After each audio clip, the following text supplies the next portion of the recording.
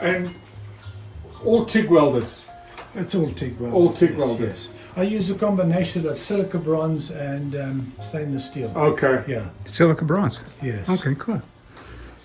You know, the original cars were all nickel bronze welded. Yeah. Silica bronze is the TIG version of the nickel bronze. Nickel bronze, which yeah. you would use an oxyacetylene flame on. Yeah. They're expensive as hell too. Yeah. But it's nice and easy to work with. Yes. You can get a nice.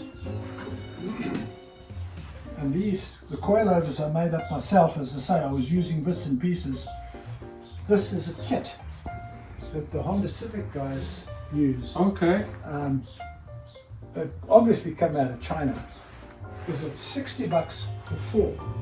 Okay, so what I tried to do was way back, HWM. I'm not even sure who the guys were at HWM, but they built a car called the Stovebolt, which ended up in a movie called The Racers, and the car was driven by Kirk Douglas. Supposed to be at Lamar, and he crashes the car, of course, into the casino, the usual Hollywood stuff. Yeah. Anyway, I was fascinated by the car, and I decided to try and replicate that, and this is what you're looking at now. Wow. Is my version of the HWM. It's a beautiful car. It's back in England now after spending most of its life in the USA, I believe around the Seattle area. And I'm going to try and do my version of that. And this is what we've got so far. What I've done on the front end, I've made my own coilovers. Where did you get the plans? Where did you get the plans from to build something like that? Oh, you know, no, what you do, you scale, you know the size of the wheels on the car, and then you scale from there. I'm not going to be exact. It's going to be give or take maybe a couple of inches from the original, but the basic concept, the basic look of the car will be that. And because of the rules and regulations here in Canada, I had a hell of a time with the lister trying to get it registered.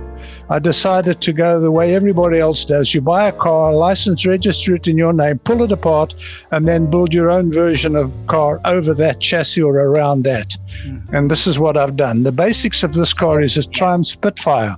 As you can see, there's the Spitfire chassis through the center, and then and then I've created my own frame around that. The front end, the front suspension, is the MGB spindles that I took off the lister. I've modified them. I took the kingpin bolt out, and I've put Mazda Miata lower ball joints. Yes. And I don't know what the top ball joint is. It's just something I happen to have, and it worked fine.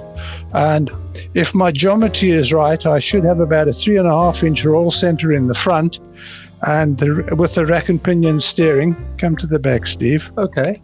And the rear suspension is double wishbone, and again, if I've got the suspension and the geometry correct, I should be around about 3.5 to 4 inches at the back with coilover. Inboard shocks as well, it looks like.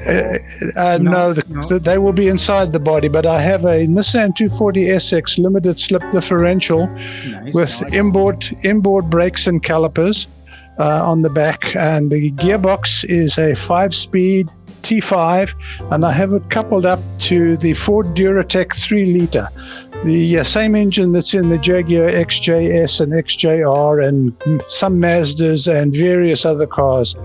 It's the engine that they use in the Noble, the British car, the Noble. Yeah. You'll get that under the bonnet, yeah? Yes, that's another reason why I decided to go this way, because the original HWM Stovebolt had a V8 in it with the carburetors on top, and the car is quite a tall car. It is quite high, and I will be sitting quite high in the seat. I'm not going to be sitting on the floor of the car. No, that's right. So, and I've got 3 downdraft IDA Webers, which are going to go on the V6 engine, and they will poke up through the top of the hood, and I'll probably put some sort of a scoop or maybe a plexiglass cover over them so that they can be seen.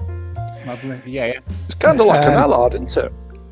Yeah, actually, the Fraser-Nash, Allard, there's a number of cars that are based all roughly around about that. The Rileys, the old Brooklands Rileys, that style of car.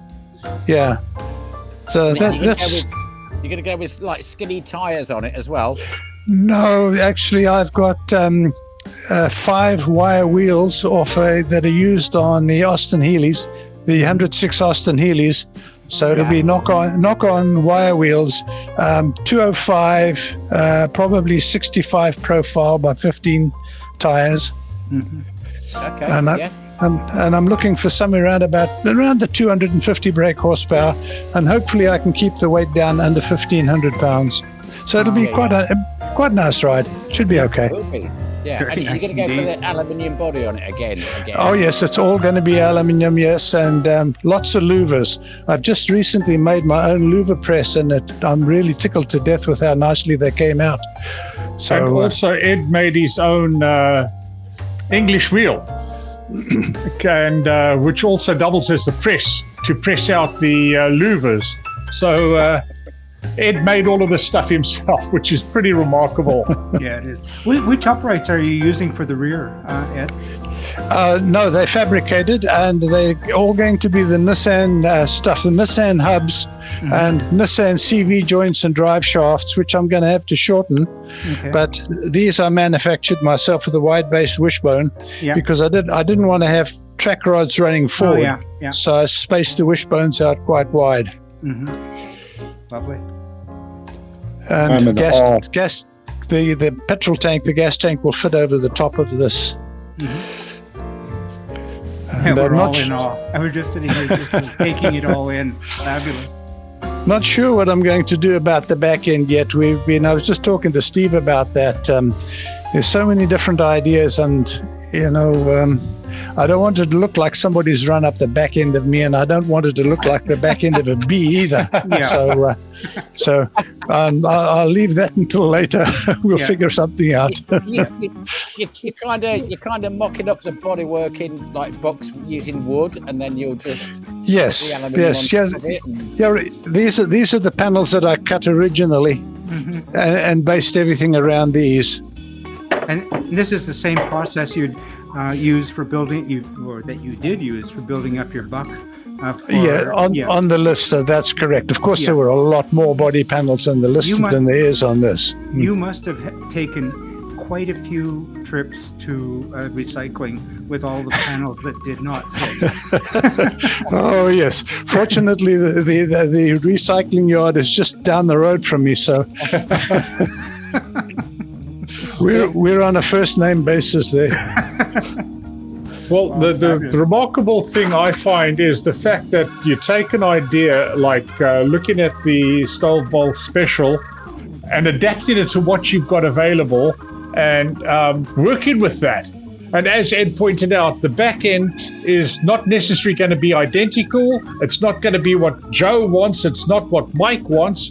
It's a little bit what Ed wants, a little bit of this, but a little bit of that, and it'll evolve into something that will work around all of the components that have to go in. So a process in motion is fantastic. Yeah. It's building the dream.